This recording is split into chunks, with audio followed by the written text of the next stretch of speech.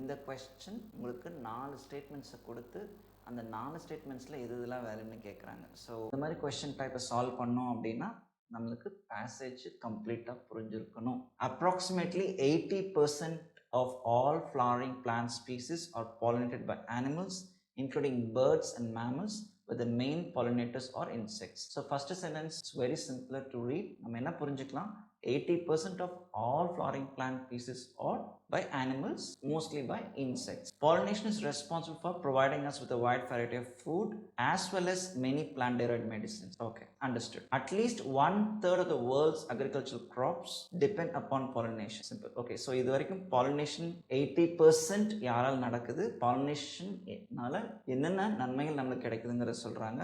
Quite easy for us to understand.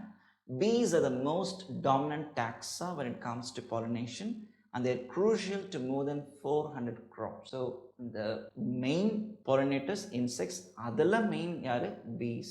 Okay, pollination is an essential service that is the result of intricate relationship between plants and animals. So pollination or process, it is an intricate relationship. ரொம்பவும் மிகவும் மகத்துவமான முக்கியமானு கூட சொல்லலாம். Relationship between plants and animals, and the reduction or loss of either affects the survival of both. இது ரொம்ப முக்கியம். என்ன சொல்றாங்க, pollination-ங்கிறது essential service. pollination-ஓட benefit சொல்லிட்டாங்க. pollination essential service அப்படின்னா அது நடக்கிறதுக்கு பிளான்ட்ஸும் இருக்கணும், அனிமல்ஸும் இருக்கணும். The reduction or loss of either affects the survival of both. That's why they say the relationship between plants and animals is intricate. இது ரொம்பவும் மகத்துவமான மிகவும் முக்கியமான ஒரு ரிலேஷன்ஷிப். இதில் எந்த ஒரு பார்ட்டி சஃபர் ஆனாலும், பிளான்ட் லைஃப்பில் ரிடக்ஷன் ஆனாலும் சரி, அனிமல் லைஃப்பில் ரிடக்ஷன் ஆனாலும் சரி, பாதிப்பு ரெண்டுக்கும் தான். It affects the survival of both plant life and animal life. Effective pollination requires resources such as refuges of pristine natural vegetation. Refuges இந்த இடத்துல is a place அப்படின்னு கூட சொல்லலாம். of pristine natural vegetation. நேச்சுரலாக இருக்கக்கூடிய லேண்ட்ஸ்கேப்லையும் ஈகோசிஸ்டத்துலையும் ரொம்ப எஃபெக்டிவாக இருக்குங்கிறது last sentence. Let's go to the question. On the basis of the passage given above, the following assumptions have been made. இந்த கீவேர்டை பார்த்துருக்கோமா, நம்ம CSAT ப்ராக்டிஸே பண்ணலை, CSAT காம்படிஷன் பேசஸ் ஃபஸ்ட் டைம் பார்க்குறீங்கன்னா கண்டிப்பாக உங்களுக்கு இந்த கொஸ்டின் டைப்பும் புதுசாக தான் இருக்கும். ஓகேவா? அசம்ஷனுங்கிற வேர்ட் யூஸ்வலாக நீங்கள் படிக்கும்போது இது ஸ்டேட்மெண்ட்டுன்னு படிக்கிறதுக்கு வாய்ப்பு அதிகம்.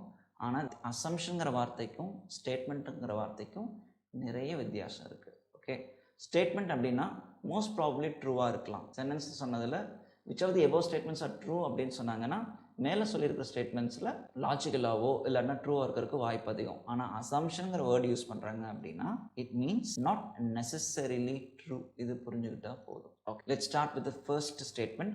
Sustainable production of India cereal food grains is impossible without the diversity of pollinating animals. India cereal food grains பத்தின ஸ்பெசிஃபிக் ரெஃபரன்ஸ் இந்த டெக்ஸ்ட்ல கொடுக்கப்படலை. அதனால ஸ்டேட்மெண்ட் 1 வேலிடேட் பண்ணுறது கொஞ்சம் சிரமம். ஸோ அதுக்கு டைம் ஸ்பெண்ட் பண்ணாமல் செகண்ட் ஸ்டேட்மெண்ட் போயிடலாம். Monoculture of horticulture crops hampers the survival of insects. Monoculture of horticulture crops. Monoculture எல்லாத்துக்கும் தெரியும். We have been talking about diversity. Wide variety-னால என்ன? Been diverse. சரியா? அப்போது டைவர்சிட்டி இருக்கணும் அப்படின்னா மோனோகல்ச்சருங்கிறது என்ன? ஒரு பர்டிகுலர் வெரைட்டியை கல்டிவேட் பண்ணுறது. ஓகேவா?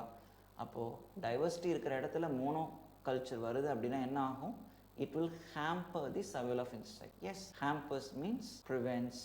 இன்செக்ட்ஸ் தான் மெயின் பாலினேட்டர்ஸ்னு சொல்லியிருக்காங்க. அப்போது பிளான்ட் டைவர்சிட்டி இருந்தால் தான் இந்த பாலினேட்டர்ஸ் சர்வைவ் ஆகும். எத்தனையோ டைப்ஸ் ஆஃப் இன்செக்ட்ஸ் இருக்கும் இல்லையா? ஸோ அது மோனோகல்ச்சராக இருந்தால் என்ன ஆகும்? அந்த மற்ற வெரைட்டி சார்ந்து இருக்கக்கூடிய இன்செக்ட்ஸ் எக்ஸ்டிங்க்ட் ஆகிடும். Therefore, second statement is valid. Monoculture of horticulture crops hampers the survival of insects. Yes, இதனால இன்செக்ட்ஸோட சர்வைவல் பாதிக்கப்படும். Statement 2 is valid.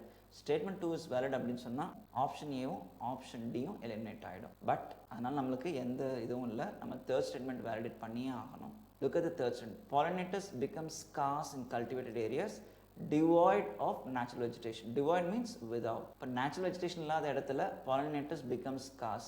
The last sentence ரொம்ப கிளியராக கொடுத்துருக்காங்களே. Effective pollination requires resources such as refuges of pristine natural vegetation. Natural vegetation இருக்கிற இடத்துல pollination effective இருக்குன்னு சொல்கிறாங்க. அப்போது இந்த தேர்ட் ஸ்டேட்மெண்ட் வேலிட் தானே? Pollinators become scarce. Scarceனா என்ன? there will be decrease in number. Natural vegetation இல்லாத ஏரியாஸில் பாலினேட்டர்ஸோட எண்ணிக்கை குறைய வாய்ப்பு அதிகம். Yes, they'll become scarce. Statement 3 is valid. Statement 3 is வேலிட்னு சொன்னதுமே நம்மளால ஈஸியாக ஆன்சர் சாய்ஸ் நேரோ டவுன் பண்ண முடியும். ஸ்டேட்மெண்ட் 4 வேலிடேட் பண்ணுங்கிற நீட் கிடையாது. Answer is option B for this.